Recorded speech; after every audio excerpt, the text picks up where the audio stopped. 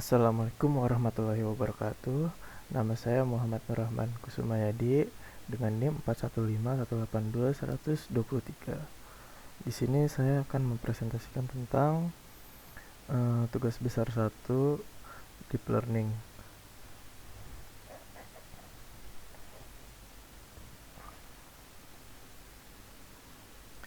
Nah, pada kali ini di tugas besar 1 ini kami disuruh untuk membuat video question and answer dari pertanyaan yang sudah diberikan oleh Bu Vina Ayumi. Kita langsung aja mulai. Jelaskan ciri utama algoritma machine learning. Menurut yang saya pelajari, supervised, unsupervised, dan reinforcement. Ini adalah ciri utama dari algoritma machine learning menurut saya. Supervised learning adalah jenis algoritma machine learning digunakan pada dataset yang sudah memiliki label tertentu, mencakup input dan output yang diinginkan.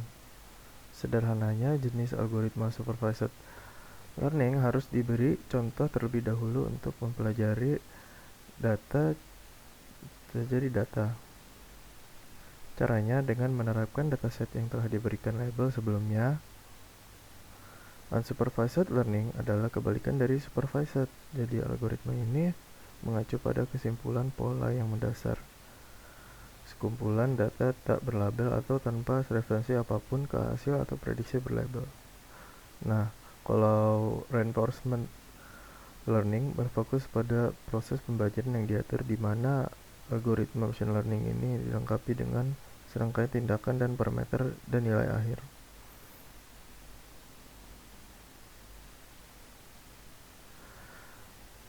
Yang kedua, apa yang mempengaruhi kinerja model machine learning?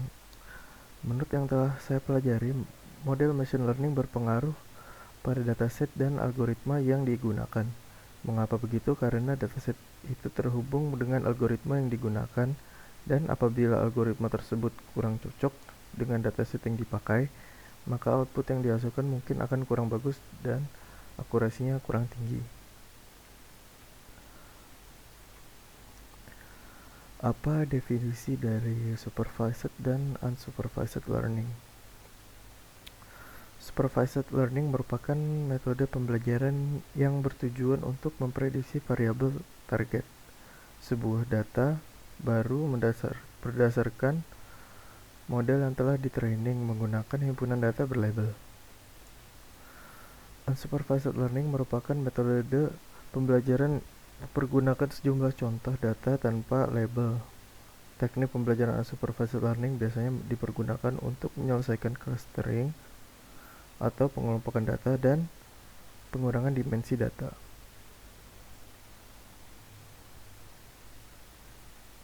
Jelaskan secara singkat mengenai reinforcement learning. Reinforcement learning adalah metode pembelajaran yang didasarkan pada pemberian penghargaan terhadap keputusan yang diinginkan dan pemberian penalti terhadap keputusan yang tidak diinginkan. Reinforcement learning berfokus pada proses pembelajaran yang diatur, di mana algoritma machine learning ini dilengkapi dengan serangkaian tindakan, parameter, dan nilai akhir. Apa definisi dari deep learning? Nah, deep learning merupakan sub-bidang pembelajaran dari machine learning yang merupakan pengembangan dari neural network atau jaringan syaraf yang sudah ada sejak 1940-an. Deep learning merupakan salah satu metode implementasi dari machine learning yang bertujuan untuk meniru cara kerja otak manusia menggunakan artificial neural network atau jaringan antarbuatan.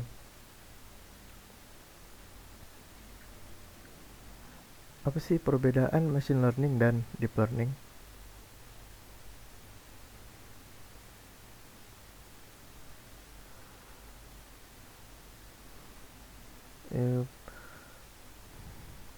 Pertama itu ada data. Algoritma deep learning tidak mampu mengolah data dalam jumlah kecil secara maksimal. Hal ini karena algoritma deep learning membutuhkan data dalam jumlah banyak, sementara algoritma machine learning mampu mengolah data dalam jumlah yang lebih kecil. Yang kedua itu ada ketergantungan hardware. Deep learning membutuhkan mesin kelas atas dengan kemampuan memproses data dan dalam jumlah yang banyak. Sementara itu, algoritma machine learning bisa juga digunakan mesin yang biasa-biasa saja. Yang ketiga ada feature engineering. Pada deep learning, algoritma sendiri berusaha mempelajari fitur tingkat tinggi dari data. Hal ini merupakan perbedaan utama antara machine learning dan deep learning dalam aspek feature engineering. Deep learning lebih maju dibanding machine learning, sehingga mampu mempermudah pengembangan ekstraktor fitur baru untuk semua masalah. Jelaskan tentang konsep single perceptron.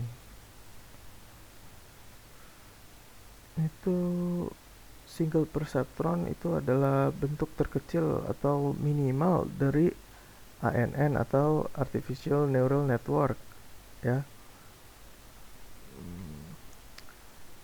Sebutkan tahap perceptron training rule. Nah, ini pertama, inisialisasi nilai sinaps. Wake bisa random ataupun dengan aturan tertentu. Kedua, lewatkan input pada neuron, kemudian kita akan mendapatkan nilai output. Ketiga, nilai output tersebut dibandingkan dengan desired output. Keempat, apabila nilai output sesuai dengan desired output, tidak perlu mengubah apa-apa. Kelima, apabila nilai output tidak sesuai dengan desired output, hitung nilai error, kemudian lakukan perubahan terhadap learning parameter. Keenam, ulangi langkah-langkah ini sampai tidak ada perubahan nilai error. Nilai error kurang dari sama dengan suatu threshold atau sudah mengulangi proses latihan sebanyak T kali. Sih yang dimaksud dengan likelihood function di Bayesian probability? Likelihood function pada Bayesian probability dideskripsikan sebagai peluang data dengan rumus P, Y, X untuk asumsi atau pengetahuan tentang X yang berubah-ubah. Dengan begitu, likelihood function tersebut kita mengoreksi pendapat akhir kita yang dapat digunakan untuk mengambil keputusan.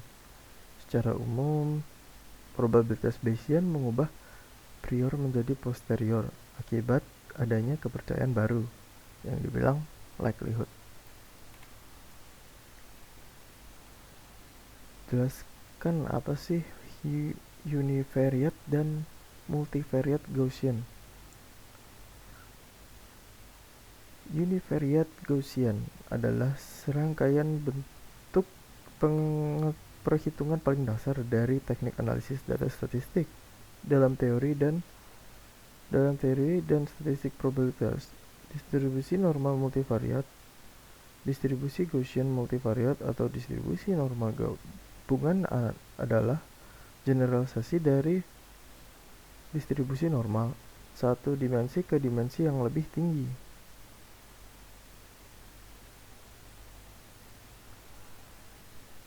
Jelaskan perangkat keras yang digunakan untuk pengolahan data menggunakan deep learning. GPU atau Graphic Processing Unit dan TPU atau Tensor Processing Unit. Kedua perangkat ini menjadi salah satu faktor pendorong dan dalam pengembangan model deep learning. GPU dan TPU merupakan unit pemrosesan data di dalam perangkat keras komputer yang memungkinkan operasi matriks dilakukan dengan cepat. Menurut Anda, tools atau software apa yang mudah digunakan untuk deep learning? Yang pertama itu ada Excel. Menurut saya, Excel adalah alat analisis data yang paling banyak digunakan. Excel adalah alat analisis yang kuat untuk data science. Excel dilengkapi dengan berbagai rumus, tabel, filter, slasher, dan lain-lain.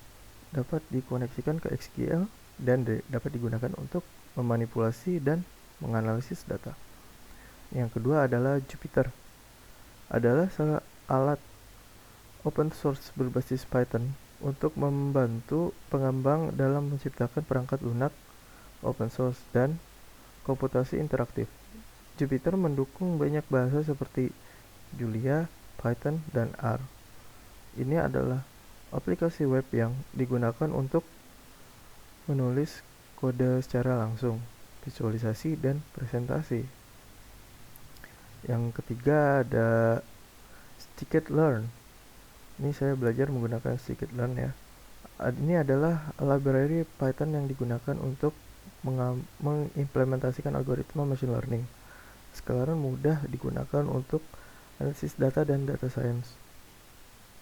Sklearn juga mendukung berbagai fitur di machine learning seperti pre-processing data, klasifikasi, regresi, clustering, reduksi, dimensi, dan lain-lain. Sebutkan contoh dataset yang dapat diolah dengan deep learning.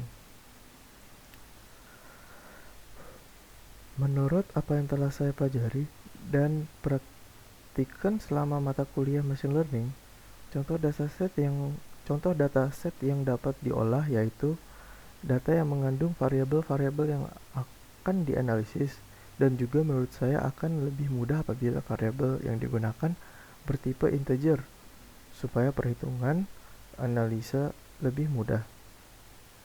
Lebih baik jumlah isi datanya akan lebih baik untuk dianalisis. Lebih banyak jumlah data itu akan lebih baik untuk dianalisis.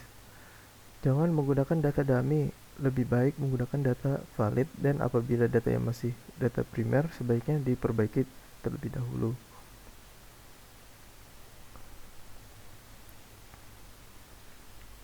Apa yang dimaksud dengan activation function? Activation function merupakan sebuah komponen model yang memungkinkan model deep learning dapat memprediksi fungsi pemetaan data terhadap variabel target yang bersifat non-linear. Apa yang dimaksud dengan fungsi objektif?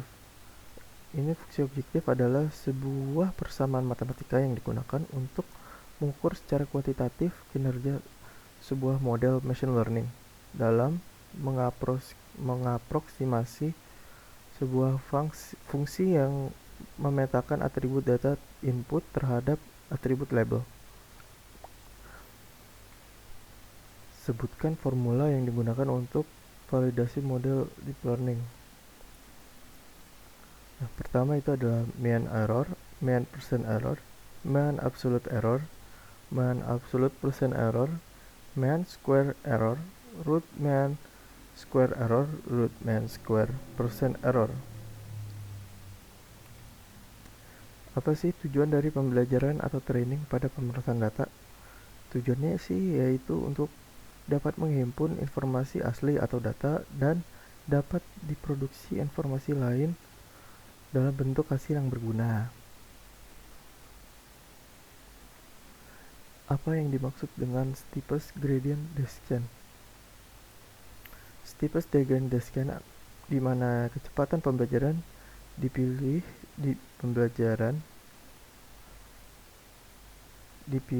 sedemikian rupa sehingga menghasilkan penguatan maksimal di sepanjang garis gradien arah gradien negatif. Jelaskan mengenai lokal minima. Menurut apa yang telah saya pelajari, lokal minima adalah proses atau tingkatan yang harus kita hindari dalam deep learning karena akan menghambat proses algoritma, karena tujuan kita adalah untuk sampai kepada global minimum. Apa yang dimaksud dengan gradient? Gradient adalah turunan diferensiasi fungsi. Dalam matematika adalah salah satu operator dalam kalkulus vektor. yang berguna untuk mencari perubahan arah dan kecepatan dalam bidang skalar. Nah, untuk Q&A-nya sampai di situ saja. Sekian dan terima kasih. Mohon maaf apabila ada kekurangan. Wassalamualaikum warahmatullahi wabarakatuh.